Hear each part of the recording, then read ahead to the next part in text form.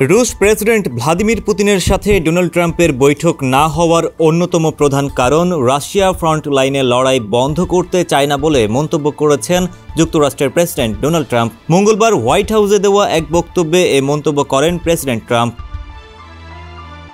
সংবাদ মাধ্যম বিবিসি জানিয়েছে, ইউক্রেন যুদ্ধ নিয়ে রুশ প্রেসিডেন্ট ভ্লাদিমির পুতিনের সাথে মুখোমুখি আলোচনার পরিকল্পনা স্থগিত করার পর ডোনাল্ড ট্রাম্প বলেছেন তিনি এমন অহেতুক বৈঠক চান না। এর আগে হোয়াইট হাউসের এক কর্মকর্তার বরাত দিয়ে জানানো হয়েছিল ট্রাম্প ও পুতিনের মধ্যে নিকট ভবিষ্যতে কোনো বৈঠকের পরিকল্পনা নেই। তবে এর আগে বৃহস্পতিবার ট্রাম্প বলেছিলেন 2 সপ্তাহের মধ্যেই তারা বুদাপেস্টে আলোচনায় বসবেন।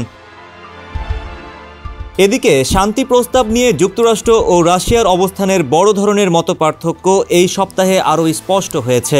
এসব মতপার্থক্যের কারণে শীর্ষ বৈঠক অনুষ্ঠিত হওয়ার সম্ভাবনা কার্যত ক্ষীণ হয়ে গেছে। ট্রাম্প ও পুতিনের শেষ সাক্ষাৎ হয়েছিল গত আগস্টে আলাস্কায়। তড়িঘড়ি আয়োজিত সেই শীর্ষ বৈঠকে কোনো সুনির্দিষ্ট অগ্রগতি হয়নি। রয়টার্সকে এক জ্যেষ্ঠ ইউরোপীয় কূটনীতিক বলেন, আমার মনে হয় রুশরা অনেক বেশি কিছু চাইছিল, আর যুক্তরাষ্ট্র বুঝে গেছে যে বুদাপেস্টে ট্রাম্পের পক্ষে কোনো সমঝোতায় পৌঁছানো সম্ভব নয়। যুক্তরাষ্ট্রের পররাষ্ট্রমন্ত্রী মার্কো রুবিও ও রাশিয়ার পররাষ্ট্রমন্ত্রী সের্গেই লাভরভের মধ্যে এই সপ্তাহে একটি প্রস্তুতিমূলক বৈঠক হওয়ার কথা ছিল।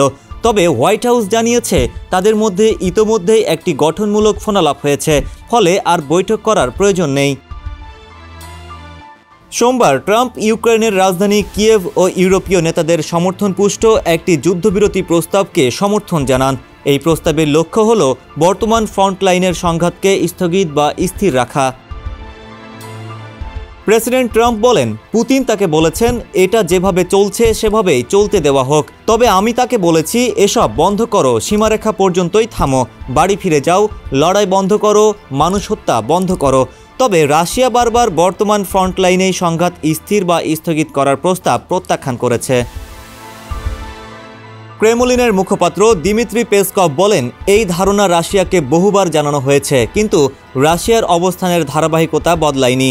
অর্থাৎ মস্কোর দাবি এখনও একই, ইউক্রেনীয় সেনাদের অবশ্যই পূর্বাঞ্চলের যুদ্ধবিধ্বস্ত অঞ্চলগুলো থেকে পুরোপুরি সরে যেতে হবে। মস্কো কেবল দীর্ঘমেয়াদী ও টেকসই শান্তিতেই আগ্রহী বলে মঙ্গলবার মন্তব্য করেন রাশিয়ার পররাষ্ট্রমন্ত্রী সের্গেই লাভরভ। তার অর্থ হচ্ছে বর্তমান ফ্রন্টলাইনে যুদ্ধ থামিয়ে সংঘাতকে স্থির করে রাখা মানে হবে শুধু একটি সাময়িক যুদ্ধবিরতি।